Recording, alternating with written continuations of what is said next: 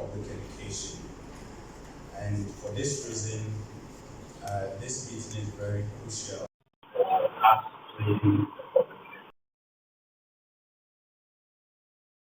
I actually want to explain the structures that we have actually gone through before we came up with some of these messages that is now to be used officially across the country. The WHO actually do have guidelines to how countries are to manage outbreaks. And one of the areas is risk communication and social mobilization. So the social mobilization part actually is where we engage the various stakeholders within the various communities to actually disseminate the information or train. So we will train them, then they will train for example, the churches. We've met the churches. We train the leaders or we orient the leaders, then they also cascade the message down there by also practicing the things that we told them there. So the second, so the structure is we have about 6 structures. We have the case management. That is when we have a case. How is it managed? We have surveillance. What are we actually doing at our various entries within the community to detect cases and others? Then obviously we have the risk communication and social mobilization, of which I've talked about. Then we have the lab.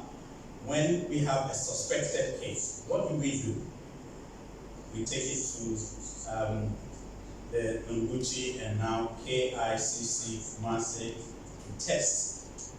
Like like GMA said, information management is crucial. So that is why it is not important for media houses to break news or be the first to break it. We have to go through the protocols as approved by the WHO, because you actually have to inform the suspected clients that you took the sample from, whether it is negative or positive. So without informing them, how do we then inform the media, then Ghanaians to that effect? So I think we should be circumspect not to actually just go ahead of the professionals.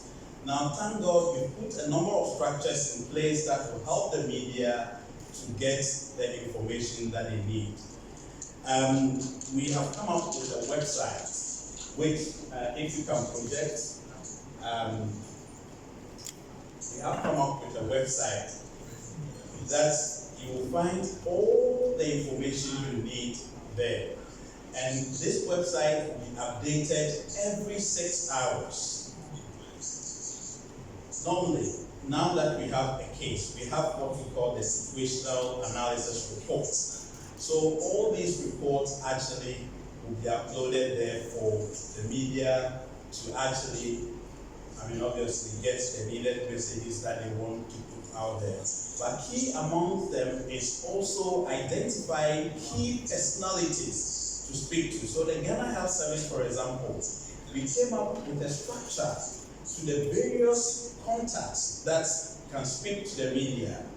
But we have actually realized that now we are moving to the next stage, so we have to broaden the scope. So we are actually identifying people within, in fact, in our regions, we have the regional directors to speak on issues. Now the GMA is also part of the Emergency Operations Center. Other organizations, so many stakeholders are there. So we all sat down, we brainstormed, we came up with a structure to how we should actually communicate and also, prepare for this outbreak. These key stakeholders, tomorrow we are training about 16, the information services department. they are coming up. I think this is 16 doctors. Okay, so I'm training all the 16 spokespersons for the various regions so that they will be able to get the messages across. The GMA is helping. Now we have the Nurses Association, we have the Ghana Pharmaceutical Association, and we have the Pharmaceutical Council. So we continue to engage, and also our regional health promotion officers are there. They are actually working in collaboration with the Information Services Department within the regions, the district, to actually cascade these messages down there, as they also help in training the various community leaders and others. So this is how we want you to actually, the protocols that we want you to follow. Please do not be the first to break the news, because it will create fear and panic. Let's spread calm, not fear. So, and that is our hashtag too. Spread calm, not fear. For the emergency numbers, obviously you know that for all the material that we have developed, we do have the emergency contact numbers there. We also have it at a website. If you can see from there, I think you should make this big for everyone to see. So there is a call center that when you call the call center, the operators actually direct the call specifically to those who are to manage, depending on the speciality. So that's what. But we are also, I don't want to announce that. So these are the numbers for now that we are using. This is the call center number. Please also do not do prank calls, as people are just calling them. In fact, the first time that before the case, they were having averagely about 15 to 25 calls. Immediately after the case, it jumped to 300.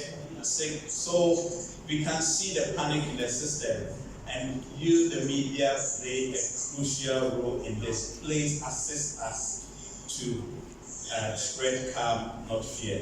Thank you.